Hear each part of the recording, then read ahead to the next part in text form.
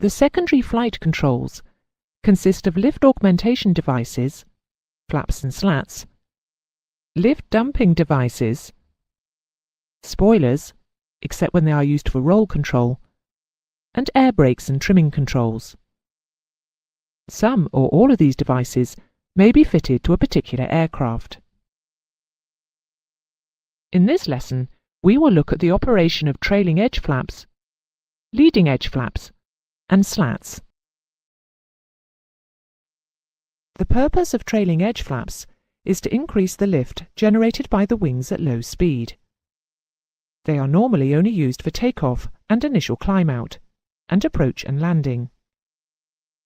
They produce a lot of drag, so it is important that they can be retracted when not required.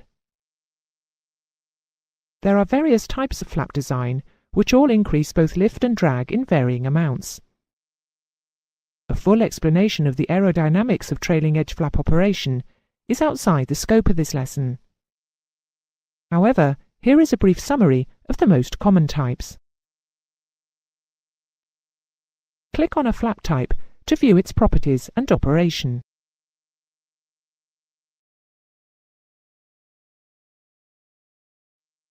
The most popular type for light aircraft is the plain or camber flap, with trailing edge flaps, which are a combination of slotted and Fowler flaps widely used on large transport aircraft. This picture shows the triple slotted Fowler flaps on the Boeing 747 in the fully extended landing position. In a typical system, there is a flight deck selector lever. On light aircraft, this is mechanically connected to the flaps. But on larger aircraft, it will either be mechanically or electrically linked to a flap control valve. The flap control valve controls the flow of hydraulic fluid to a flap drive unit, which consists of a hydraulic motor and a gearbox. The motor drives the transmission system, which moves the flaps. In the typical system shown here, the motor drives the gearbox, which rotates torque tubes. They operate right-angle gearboxes, which in turn drive screw jacks to move the flaps. If either the hydraulic supply or the normal control system should fail, then a backup system, using either an alternate hydraulic supply or an electrical motor to drive the main gearbox, can be used instead.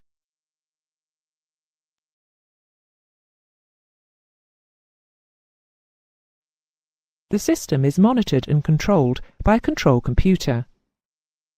This computer looks after trailing and leading edge flap sequencing, as well as monitoring the system for malfunctions. If the flaps operate asymmetrically, and by that we mean the flaps on one side move out further than the other, the control computer will instantly stop the movement by shutting off hydraulic fluid to the motor and either closing a bypass valve and hydraulically locking the flaps, or operating brakes on the drive shafts. Similarly, if the flaps move without the lever being moved, or they overshoot the selected position, then again the computer will shut off the hydraulic supply and lock the flaps.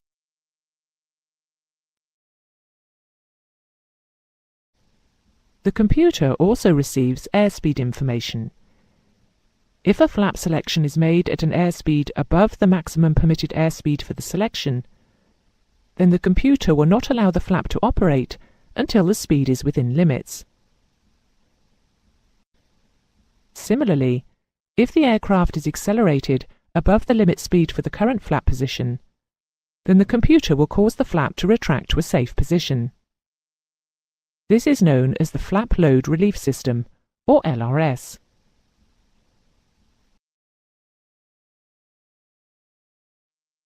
Wing leading edge devices may consist of slats, Kruger leading edge flaps, or variable camber leading edge flaps, or some combination of these. The Boeing 747, for instance, uses Kruger flaps on the inboard section of the wing leading edges and variable camber flaps for the outboard, while the Boeing 737 has inboard leading edge Kruger flaps and outboard slats. Whenever a mix is used, the Kruger flaps will invariably be fitted closest to the wing root. Leading edge flaps and slats are operated by hydraulic power or by air turbine motors, and are normally sequenced to operate with the trailing edge flaps.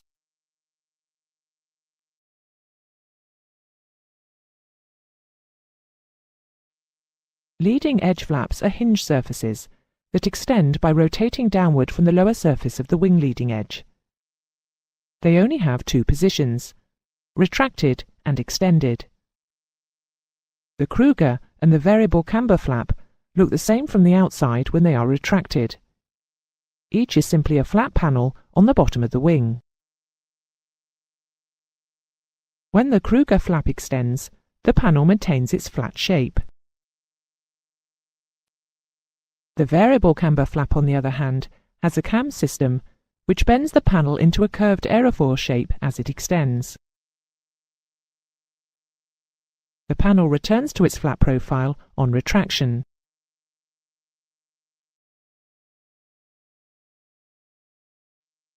Slats are sections of the wing leading edge that extend forward to an intermediate position to form a sealed leading edge. Or they can extend fully, forming a slotted leading edge, depending on the trailing edge flap setting. The leading edge flap or slat extension sequencing varies with aircraft type. On the Boeing 737, the leading edge flaps extend fully and slats extend to the midway position, when the trailing edge flaps extend to their first position. And when the trailing edge flaps are fully lowered, the slats extend fully.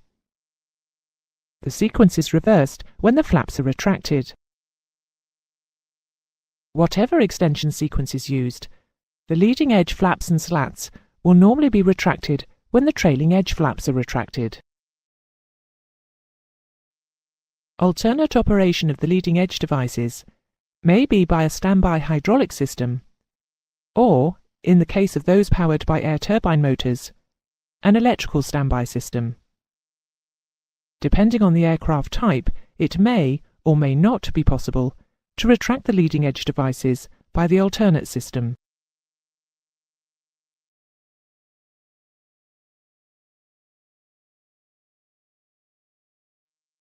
Some aircraft types have an auto-slat system, which will automatically extend the slats from the intermediate position to the fully extend position if the aircraft approaches the stall angle of attack and the slats are not already fully extended.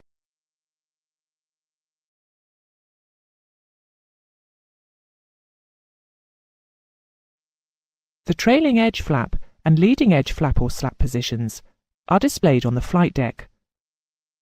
On older aircraft, this may be a simple double pointer gauge, as shown here for the trailing edge flaps, with the leading edge flap and slat positions being indicated by coloured lights. On more modern aircraft, the positions may be displayed on an electronic screen.